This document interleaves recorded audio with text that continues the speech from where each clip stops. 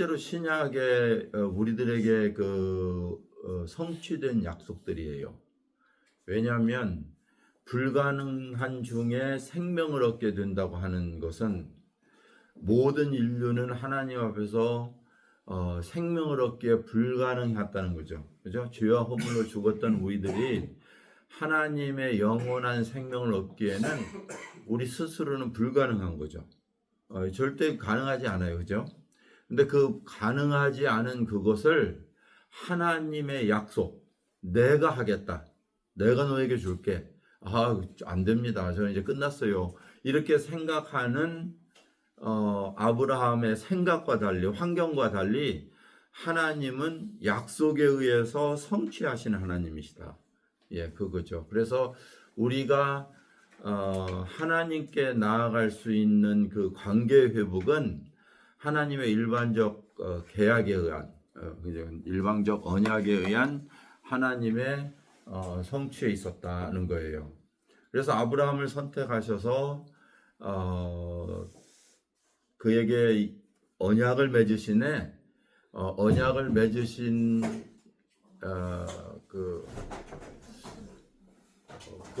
거기 앉지 말고 저쪽에 앉으면 좋지 않을까요? 언약을 맺으니까 그 언약 때문에 뭐예요? 아브라함이 믿음에 그 믿음을 뭐라고 해요? 의로 여기셨다는 거예요. 예.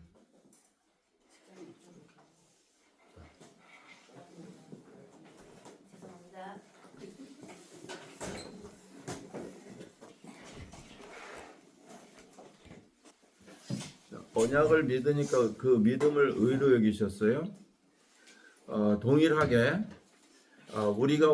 우리는 하나님께서 불가능한 중에 내가 하겠다는 그 언약을 믿으면 그 믿음으로 의를 선물 받게 되는 거예요. 그것이 바로 영생이죠. 영생은 불가능한 중에 주신 씨, 아브라함 씨는 누구를 상징한다고 그랬어요? 갈라디아서에는 그게 바로 예수 그리스도라고 선포하는 거예요. 예, 우리에게 아브라함의 혈통으로 난 그 언약의 씨는 아브라함에게 두 아들이 있죠. 물론 나중에 더 많지만 누구예요? 예, 이스마엘과 이삭이에요. 근데 이스마엘은 누구예요? 하갈의 후손이에요. 그 하갈은 애굽의 소생, 시내산에서 낳은 아들. 그러니까 쉽게 말하면 그것은 율법이에요. 율법. 율법을 따라 난 후손은 율법을 통해서는 영생을 얻을 수 없고, 약속을 따라 난 아들 이삭을 통해서 영생을 얻는다. 여러분들이 좀 제가 이거 사실 출애굽기 상관없는데 너무나 뻥하고 계셔서 제가 갈라디아서를 좀 읽어야 될 것 같아요. 갈라디아서로 갑시다.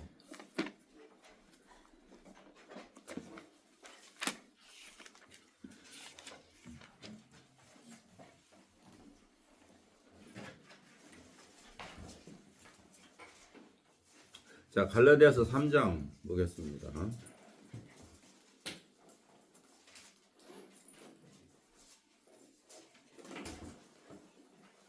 6절 한번 보세요.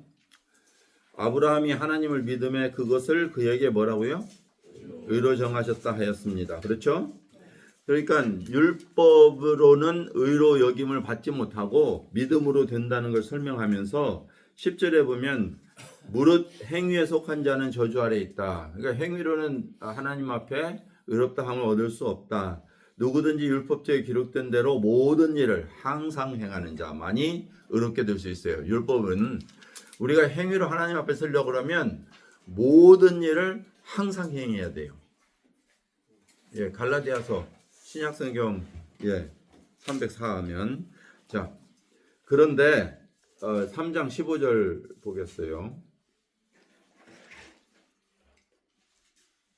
형제들아 내가 사람이 예대로 말하노니 사람의 언약이라도 정한 후에는 아무도 폐하거나 더하지 못하느니라. 이 약속들은 아브라함과 그 자손에게 말씀하신 것인데 여기 자손이라고 하는 것은 자손들이라고 하지 않고 오직 한 사람을 가르쳤으니 누구예요? 내 자손이라 하셨으니 곧 아니요 16절 지금 읽고 있어요. 16절 누구라고요? 예, 그리스도라는 거예요. 한 자손. 그러니까 아브라함에게 한 자손만 약속했는데 그 자손은 예수 그리스도다 이렇게 이야기하는 거예요. 그러니까 구약에서는 아브라함에게 이삭을 사실 상징했지만 그러나 실제로는 그리스도였다는 거예요. 예. 근데 그리스도를 믿으면 그러면 어떻게? 의로 여기심을 받는다 이런 말이죠. 내가 이것을 말하노니 하나님께서 미리 정하신 언약도 430년 후에 생긴 율법이 폐기하지 못한다.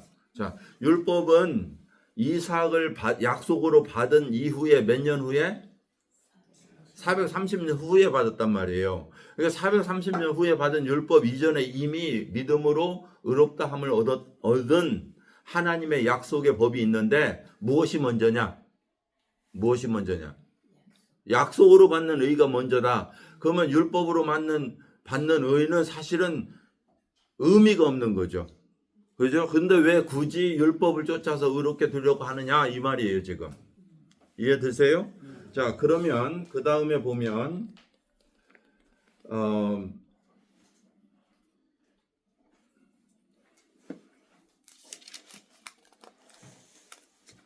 4장 21절 내게 말하라. 율법 아래 있고자 하는 자 율법을 들지 못하였느냐. 기록된 바 아브라함에게 두 아들이 있으니 하나는 여종에게서 지금 보고 계시죠? 하나는 자유하는 여자에게서 났다 하였으니 여종에게서는 육체를 따라 났고 그러죠? 예, 자유하는 여자에게서는 누구예요? 사라를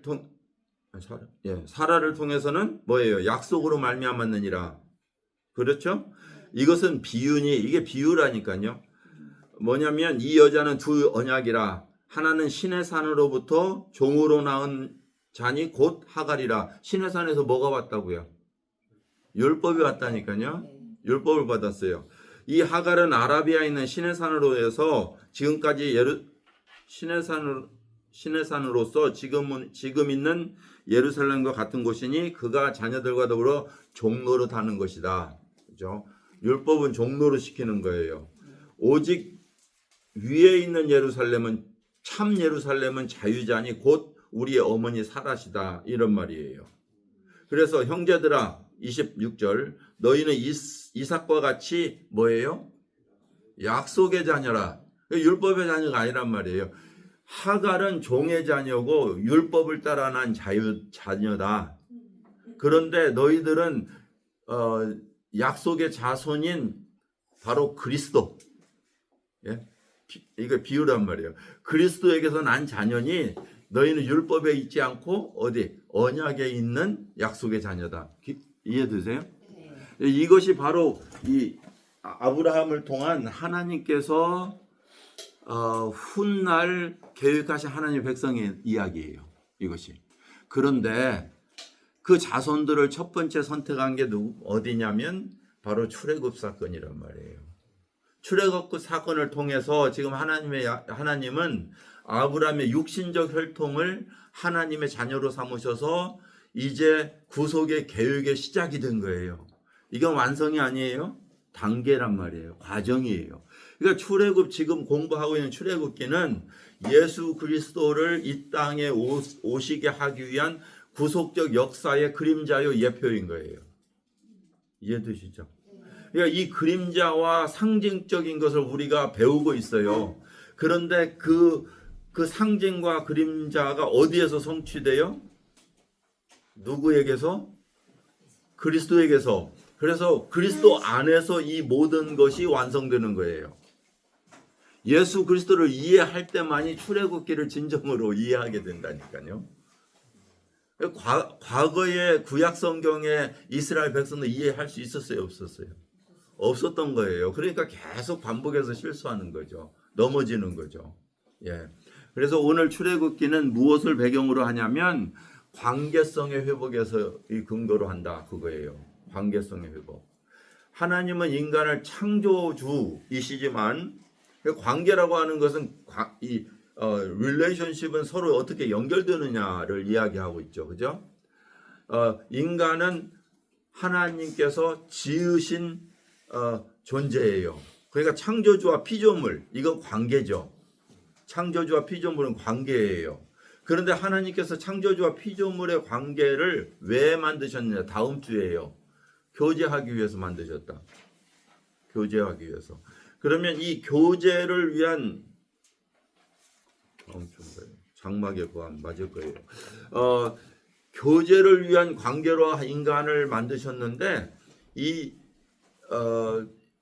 교제의 관계를 하나님께서 더 깊숙하게 하기 위해서 무엇을 만드셨냐면 가정을 창조하셨어요.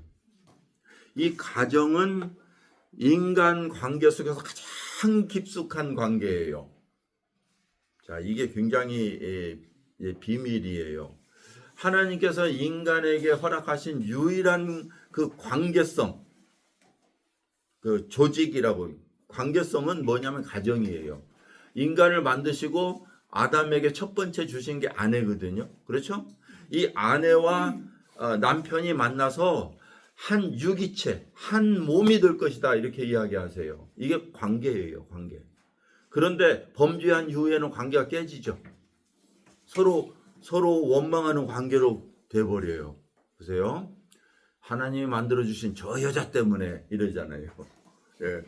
하나님이 왜 선악을 알게 하는 을 먹었지? 왜 불순종했지? 그러니까 하나님이 만들어주셨잖아요. 저 여자 때문에. 그러니까 누구 책임이에요? 하나님 책임이에요. 이렇게 이야기하잖아요. 보세요. 관계성의 단절이에요. 그래서 여자에게 하나님께서 저주하신 게 뭐예요?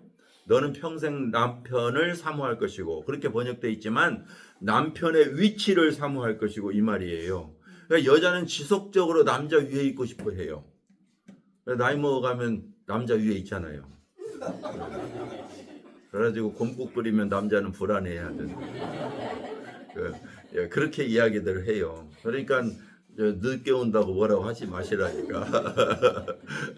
자, 우리는 그렇게 관계가 단절된 상태로 살아가는데 하나님께서 오늘 관계를 회복하신다. 이 과정이에요. 어떤 관계? 서로 맺고 있잖아요. 맺고 있는 관계. 하나님께서 어떤 관계로 지금 들어가시느냐면 너는 내 소유요. 창조주의 관계. 이제는 너는 나에게 속했고 너는 내 백성이요. 서로 주종 관계. 예. 너는 나를 섬기는 자요. 예배하는 자며 너는 내 권속이다. 가족 관계. 이렇게 들어가는 거예요. 그러니까 하나님께서 그냥 피조물과 창조주 마치 짐승, 나무와 관계가 아니라 이제는 이 서로 밀접한 관계 속으로 들어가요. 근데 이것도 상징이겠죠, 그러면? 그렇죠? 이스라엘 출애굽은 상징이니까요. 그러니까 이제는 구원받은 성도들은 그리스도 안에서 예수 그리스도와 뭐예요? 어떻게 됐어요? 연합돼서 한 몸을 이루잖아요. 그러니까 에베소서에서는요, 한 남자가 아버지의 집을 떠나 여자를 만나 한 몸을 이룰지니라 이 비밀이 크도다. 비밀이죠. 그래서요. 근데 이제 이것을 어떤 사람은 이걸 성적인 비밀이라고 이야기 아니에요. 이 비밀이 크도다. 이는 교회와 예수 그리스도의 관계를 의미하는 것이다. 이렇게 이야기해요. 보세요. 예수님께서 아버지 집을 떠났죠.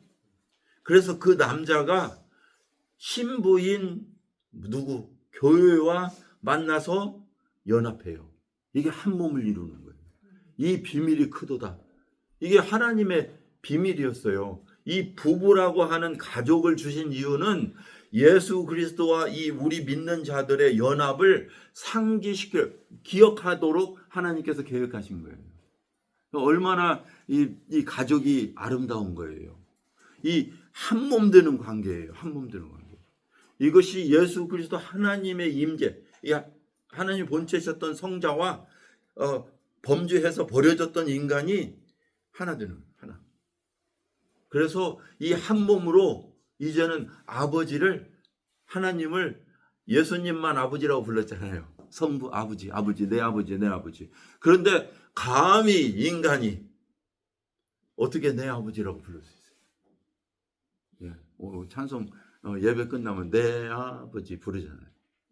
어떻게 아버지라고 불러요? 내 아버지라고 부를 수 있어요. 예수님이 오셔서 이렇게 이야기해요. 나의 아버지, 너의 아버지.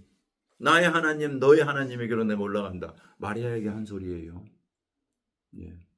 이렇게 관계가 회복되는 거예요, 관계가. 근데 이 관계 회복이 지금 19장에서 이루어졌다니까요. 무엇을 통해서?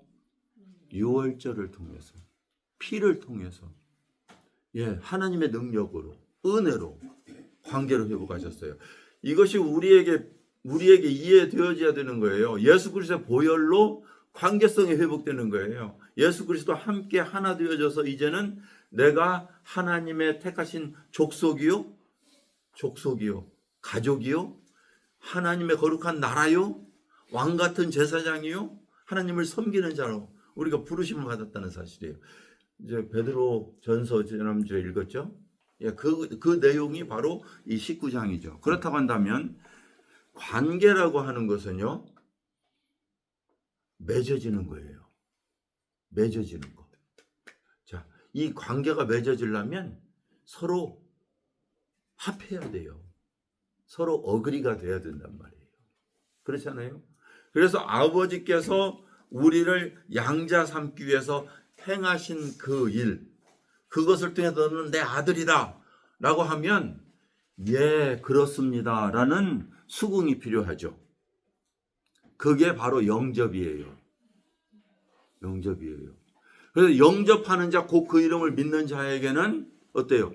하나님의 자녀가 되는 권세를 준다니까요. 많은 사람들이 그냥 아버지 하나님 그래요. 영접도 없이. 아직 믿음이 없다니까요. 아직 하나님이 누구신지도 몰라요. 관계성이 회복되지도 않았는데 내 아버지 한다고 해서 아버지인가요? 아닌 거예요. 이것이 바로 우리들이 심각하게 생각해야 되는 부분이에요. 내가 주여라고 말로 입술로 막 주여 한다고 다 주인인가요? 아니잖아요. 내가 주인으로 그를 영접했느냐, 받아들였느냐, 신뢰하느냐, 이것이 중요한 거예요. 그러니까 이스라엘 백성들이 여기에서 너는 내 것이다, 너는 내 자식이다 했는데도 바로 이제 다음 장에 뭐가 나와요? 송아지, 금송아지. 예. 나 위에 다른 신을 섬기지 말라는데 관계성을 선포했음에도 불구하고 인정하지 않는 모습이 나오는 거예요. 자, 오늘은 이제 근데 관계죠. 이 첫 번째 뭐냐면요. 첫 번째는 임무라는 거죠.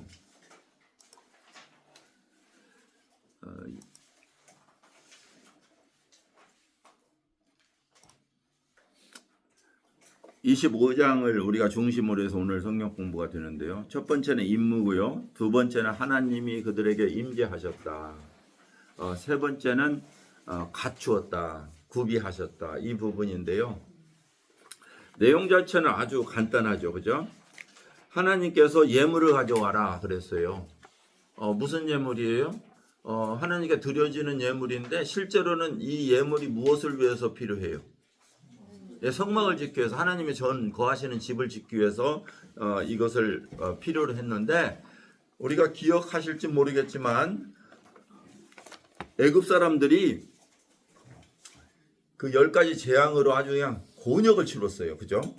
자기 자식들까지 뭐 재산은 말할 것도 가축 다 죽었죠. 또 농작물 다 죽었죠. 마시는 물은 피로 다 변했죠. 이건 뭐 개구리는 올라와 다 죽죠. 막 악취가 나서 견딜 수 없죠. 질병은 창궐하죠. 아주 이 곤욕을 치렀어요. 그러니까 이스라엘 백성이 나간다니까 너무나 좋은 거예요. 얼른 나가라고. 그러면서 뭘 주세요? 폐물을 막 던져줬어요. 그러니까 그들이 하나님께서 그들에게 은혜를 입게 하사 그들에게 예물을 줬다, 이렇게 표현되어 있어요. 하나님께서 막 그 재물을 제공시켜 줬어요. 뭐 하라고요? 결국은 지금 이것을 위해서 준비시킨 거예요. 그러니까 이 세상에 살아가면서 우리들에게 주신 하나님의 은혜의 재물들은 하나님의 일을 위해서 우리에게 제공해 주신 것이 은혜로 주신 것이다. 이 관념이 바로 그리스도인의 재물관이에요. 재물관이에요. 우리에게 건강이 없다면, 우리에게 환경이 되지 않는다면 우리는 어떻게 재물을 누릴 수 있어요, 없어요? 없다니까요. 제가 들은 그 한 분의 친구 이야기는요, 한국 분인데 저쪽 콜럼버스 가는 그쪽에 뭐라고 그러죠? 콜럼버스 전에 무슨 도시 있죠? 케이리 지나서 실리 전에요. 브룩셔? 거기에서 바베큐를 하시는 분이었대요. 혹시 아시는 분 계실지 모르겠어요. 아내는 항상 일찍 가서 가게 정리하고 있고, 아들과 남편은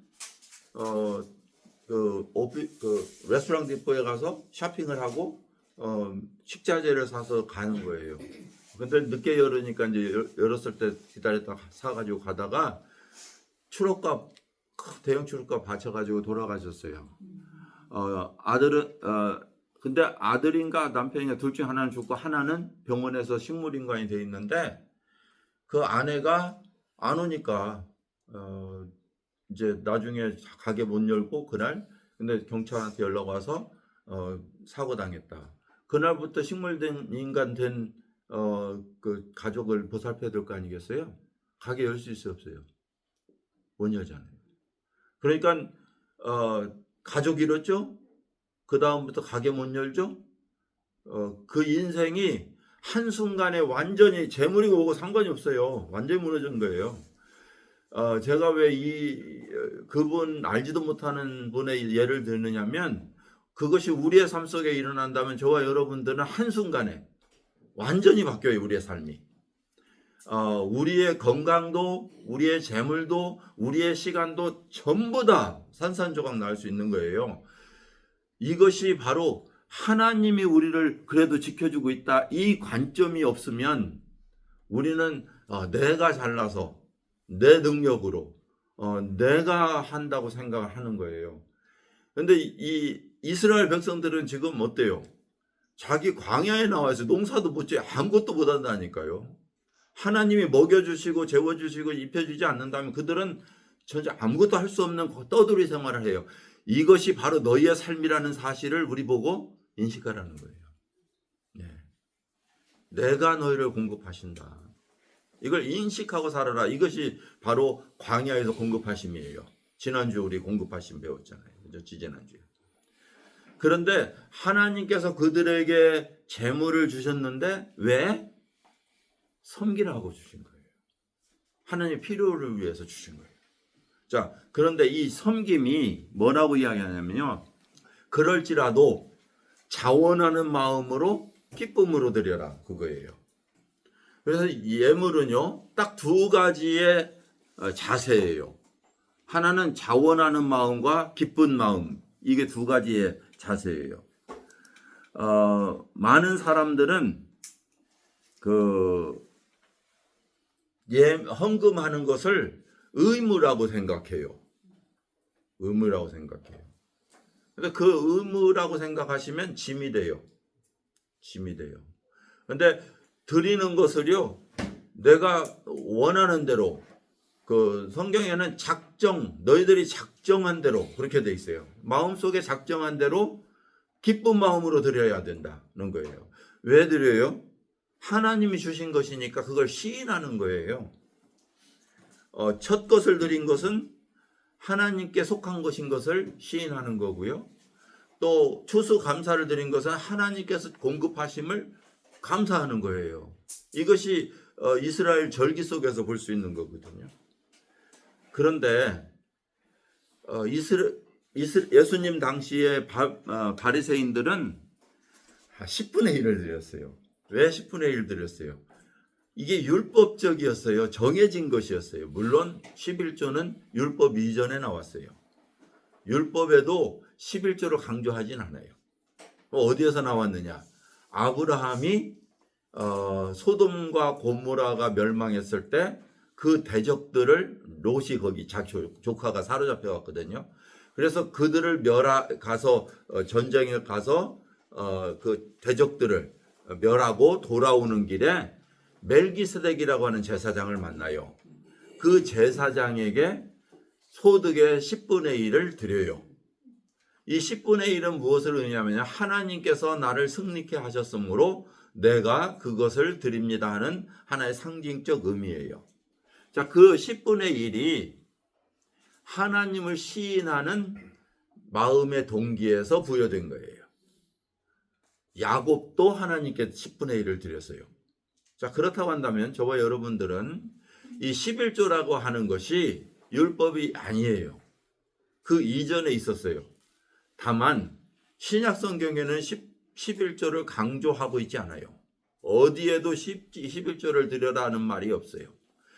예수님께서 이스라엘 그 바리새인들에게 10분의 1을 드려야 되느냐 안 해야 되느냐 하는 문제를 이야기할 때 우리는 10분의 1을 박하와 모든 것까지 다 드립니다. 이렇게 이야기했을 때 그것도 드리고 이것도 해야지 안 해야 될지니라 그때 언급했을 뿐이에요.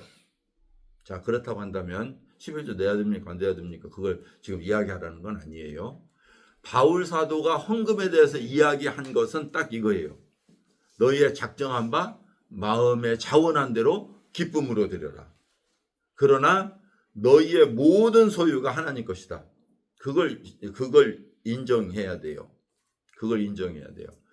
우리의 지난번에 그랬죠. 우리의 전 시간이 사나 죽으나 자나 깨나 전 우리의 인생이 누구 거다. 주님의 것이다. 그래서 아침부터 저녁까지 또는 나의 태어나서 죽을 때까지 혹은 우리가 생명이 붙어 있는 한 우리는 하나님께 드려지는 월요일부터 주일까지 주일부터 토요일까지 모든 날이 거룩한 날 주의 날이다. 기억하시죠? 그렇다고 한다면 우리의 가진 모든 소유는 주님의 것입니다. 10분의 10을 드려야 되는 거예요. 10분의 10을. 나는 10분의 9를 드렸으니 이제 만족합니다. 이제는 안 드려도 됩니다. 다 내 것입니다. 이것은 잘못된 동기라는 거죠. 그러니까 헌금할 때 바리새인들이 돈 주머니로 갖고 와서 출렁하고 내던졌을 때 예수님이 칭찬하셨나요? 아니면 과부가 저희 펜이 2개 갖고 와서 던졌을 이게 조용히 놓고 갔을 때 그걸 칭찬하셨느냐? 보세요. 예.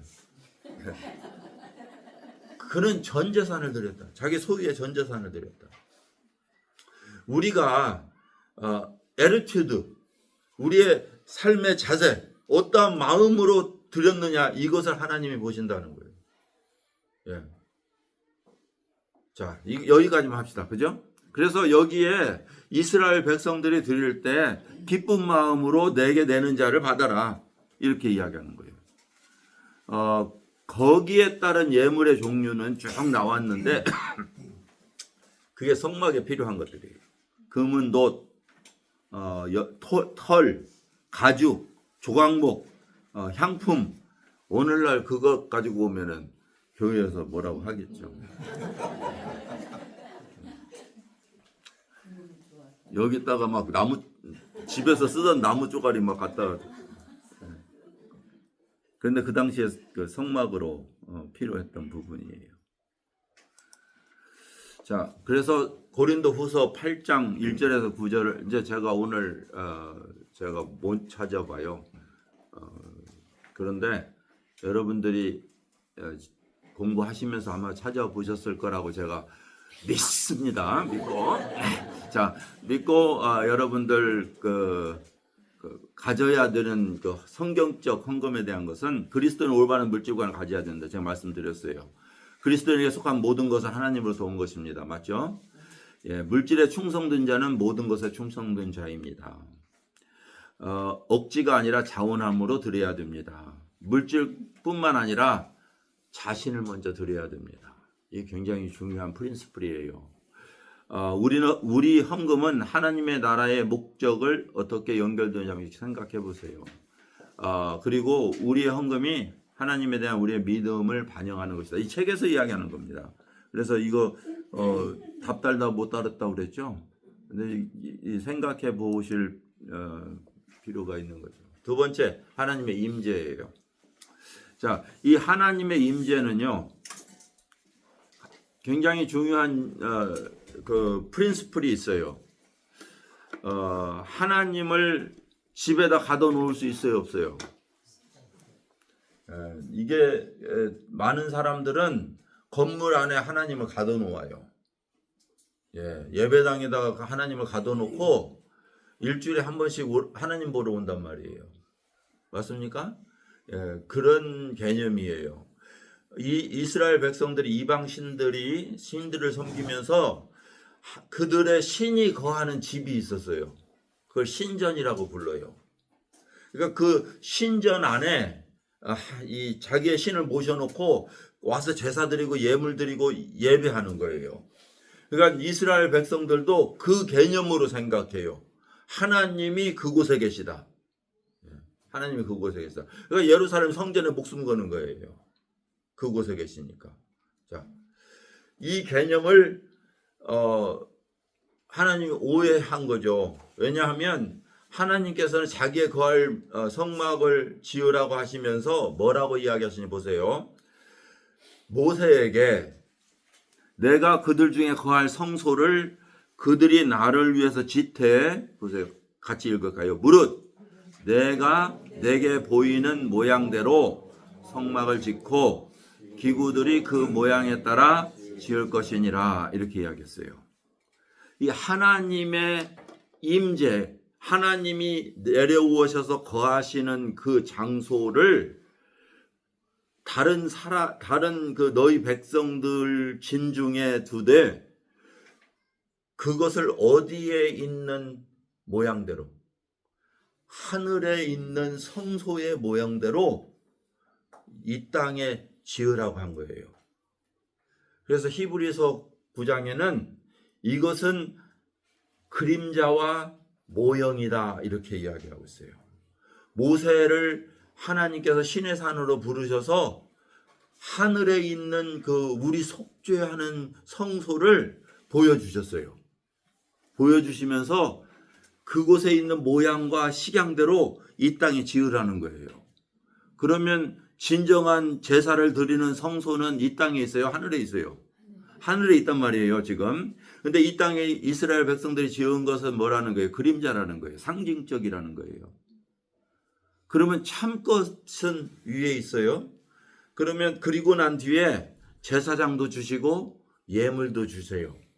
이스라엘 히브리서에는 너희들이 가진 이 제산 드리는 것이 그림자와 모형이면 참 것은 이 땅이 아니라 하늘이다. 그러면 제사장은, 이 땅에 있는 제사장은 참 것이에요, 아니에요? 그림자인 거예요, 이 땅에. 왜 그래요? 그 사람들은 흠이 있기 때문에. 그래서 제사장들도 바뀌어야 된다, 그거예요.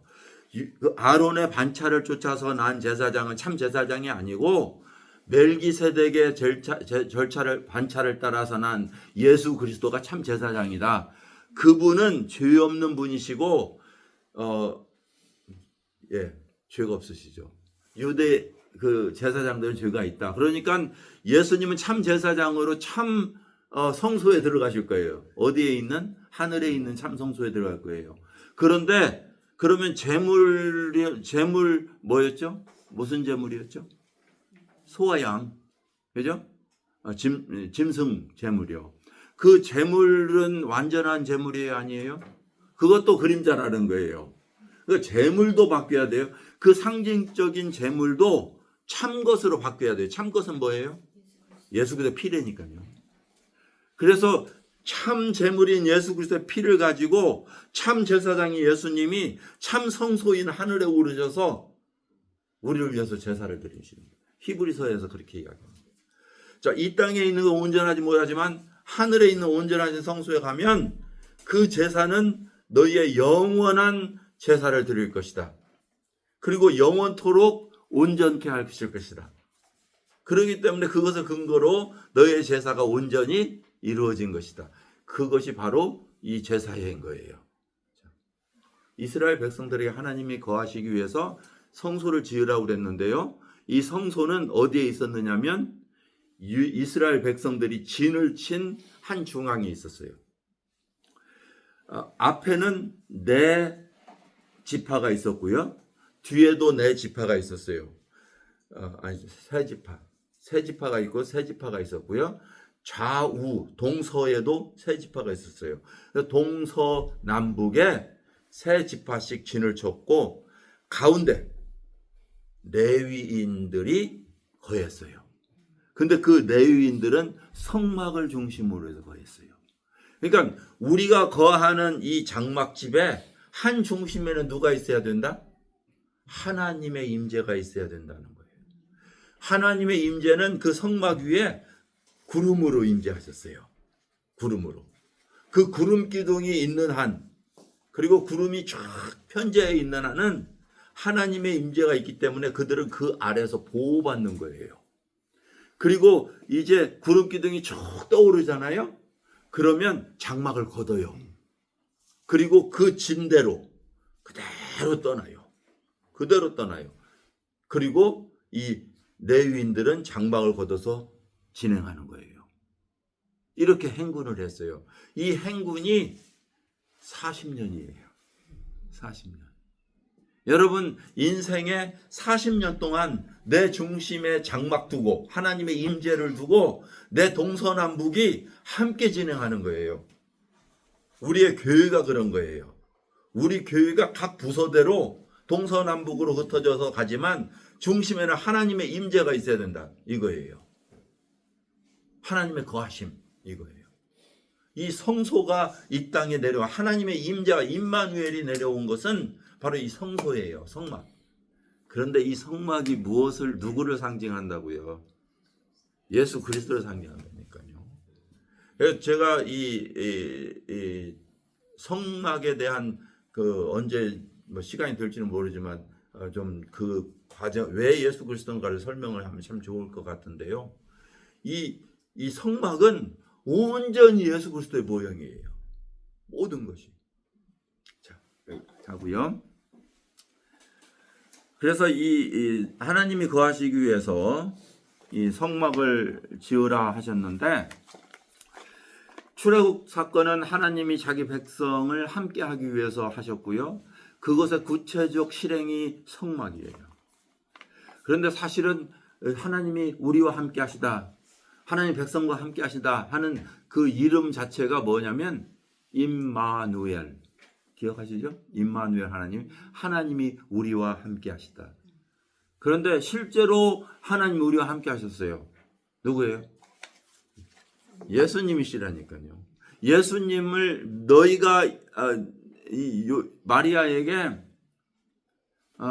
천사가 나타나서 이야기해요. 요셉에게 나타나서는 아들을 낳으리니 이름을 예수라 하라. 그는 저희 백성들을 그들의 죄에서 용서할 자, 예수, 죄에서 용서할 자라는 뜻이라. 이렇게 이야기했는데요. 마리아에게는 그의 이름을 임마누엘이라 하라 그래요. 왜냐하면 하나님이 우리 중에 거하신다. 하나님 말씀이 육신이 되셨다 이 말이에요. 우리 가운데 거하신다. 임마누엘. 예수님의 마지막 기도에서도 그게 나타나요. 그들을 보호하사 우리와 영원히 함께하게 하여 주옵소서. 아버지여, 아버지가 내가 영원전부터 하나인 것처럼 내가 그들과 하나 되게 하여 우리 안에 거하게 하여 주옵소서. 요한복음 17장. 얼마 전에 우리 요한복음 설교 들었는데 기억하시는 분 계신가 모르겠어요. 예. 아버지와 아들이 하나 된 것처럼 내가 그들도 하나 되어져서 우리와 영원히 함께하여 주옵소서. 예. 우리가 하나님 안에 거하는 임마누엘 하나님과 함께하는 그것이 예수님은 육체로 계시기 때문에 육체로 계셔서 지금 하나님 우편에 계세요. 그분은 우리를 위해서 영원토록 자기의 자신을 리미트드 했어요. 제한시키셨어요. 무소부재하신 하나님께서 우리의 범죄함을 위해서 육신이 되셨다니까요. 자기를 인간 되셨어요. 인간화한 것이 아니라 인간이 되셨어요. 그래서 지금도 무소부재하실 수가 없다니까요. 얼마나 우리를 사랑하셨으면 그렇게 하겠어요. 그런데 그러기 때문에 하나님께서 성령을 우리에게 주신 거예요. 예, 성령은 우리와 영원토록 어느 곳에나 계시고 누구에게나 계실 수 있잖아요.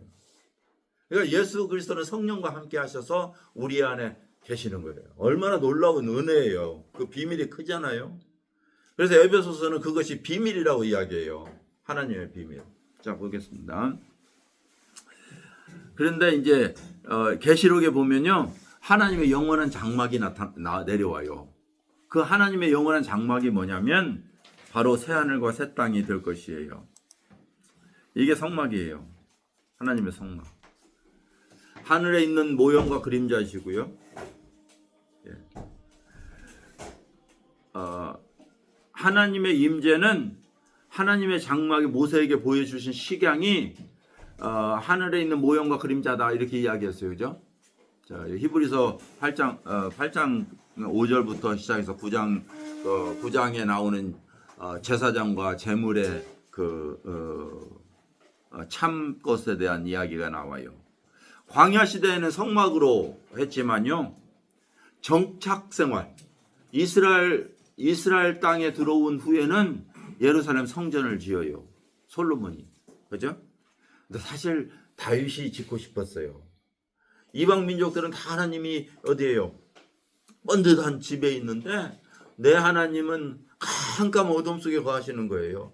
왜냐하면 성막은 이 가죽 4겹으로 되어 있거든요. 해달의 가죽, 이 막 특출한 그런 가죽, 염소 가죽 이렇게 해서 4겹으로 가죽으로 해서 덮어놨어요. 그게 얼마나 깜깜해요. 빛 하나가 안 들어가요. 왜냐하면 여호와만이 빛이기 때문에 그래요. 어둠 가운데. 근데 그 덮어놓은 그 성막 안에 하나님이 거하신다니 마음이 참 안 좋았어요. 다윗이 내가 하나님을 위해서 장막을 지켰다고 이야기해요. 그러니까 하나님께 뭐라고 한지 아세요? 나단에게 내가 천지를 창조하고 온 우주가 다 내 것이고 내가 없는 곳에 없는 내가 사람이 지은 집에 내가 어떻게 거하겠느냐. 그러니 내가 너를 위해서 짓겠다. 이렇게 말씀하세요. 그런데 오해했어요.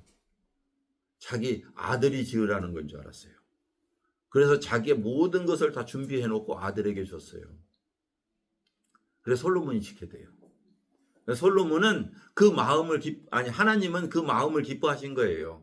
그냥 그래. 근데 솔로몬도 이렇게 이야기해요. 하늘이 당신의 보좌요, 땅이 발등상인데 어떻게 내가 하나님을 이 집에 넣겠습니까? 그러나 내가 이곳에 와서 하나님을 기억하고 기도하면 하나님 기억해 주세요. 우리 민족이 범죄하여 다른 나라에 잡혀갔을지라도 하나님 이곳에 와서 기도하면 우리의 기도를 들어주세요.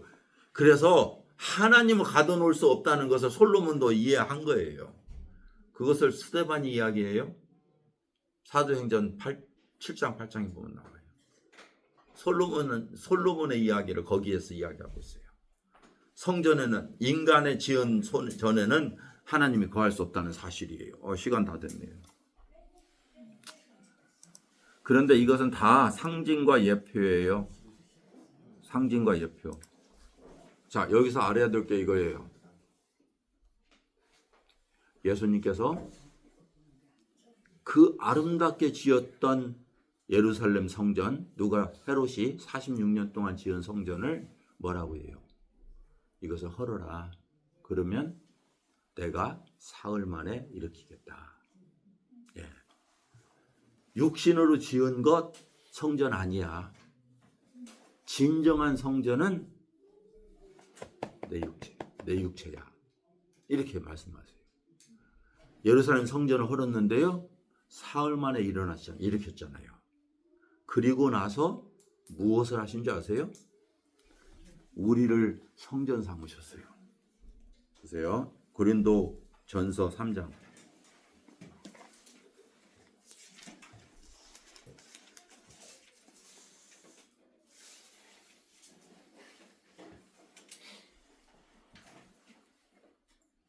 16절. 시작. 너희는 너희가 하나님의 성전인 것과 하나님의 성령이 너희 안에 계신 것을 알지 못하느냐. 에베소서 빨리 시작했습니다. 에베소서 2장 20절부터 22절. 너희는 찾으셨어요? 그러니까 너희는 사도들과 선지자들의 터 위에 세우심을 입은 자라. 그리스도 예수께서 친히 모퉁이 돌이 되셨느니라. 그 안에서 건물마다 서로 연결하여 주 안에서 성전이 되어가고 너희도 성령 안에서 하나님의 거하실 처소가 되기 위하여 예수 그리스도 안에서 함께 지어져 가느니라. 하나님이 거하시는 처소, 하나님이 임재한 처소 뭐예요? 성막이잖아요. 그 성전이 누구라고요? 우리라니까요. 너희는 하나님의 거하시는 처소가 되기 위해서 지금 지어져 가고 있다. 왜? 예수님이 헐어버렸잖아요. 그렇죠? 자기 육체로. 이것이 얼마나 놀라운 비밀, 우리가 이해할 수 있는 거예요. 하나님이 알려주지 않으면 우리 이해 못해요. 얼마나 엄청난 거예요. 이스라엘 백성들에게 지었던 성막은 그림자였다니까요. 자, 이제 세 번째는 은사에 대한 부분인데요. 제가 그것은 다음 주에 해야 될 것 같아요. 그죠? 다음 주에 이것과 더불어서 계속해서 이제 다음 장까지 할게요. 예, 기도하고 마치겠습니다. 아버지 하나님, 참 주님의 그 비밀의 깊고 오묘함은 알아갈수록 감동하고 가슴이 벅찰 수밖에 없습니다. 아버지 하나님, 저희들에게 이 놀라운 비밀을 성령을 통해서 밝히 드러내 주시고 또 그 안에 우리의 믿음을 둘 수 있도록 인도해 주신 걸 참 감사합니다. 아버지 하나님, 우리가 살아가는 동안에 우리의 모든 것이 주의 것이며 주님과 함께며 저희의 몸이 주께 드려지는 그러한 귀한 신분으로 삼아주신 것을 찬양합니다. 우리의 생애가 주님 앞에 있사오니 주님의 영광을 위해서 사용되도록 주님 인도하여 주옵소서. 예수님의 이름으로 기도했습니다. 아멘. 마치겠습니다.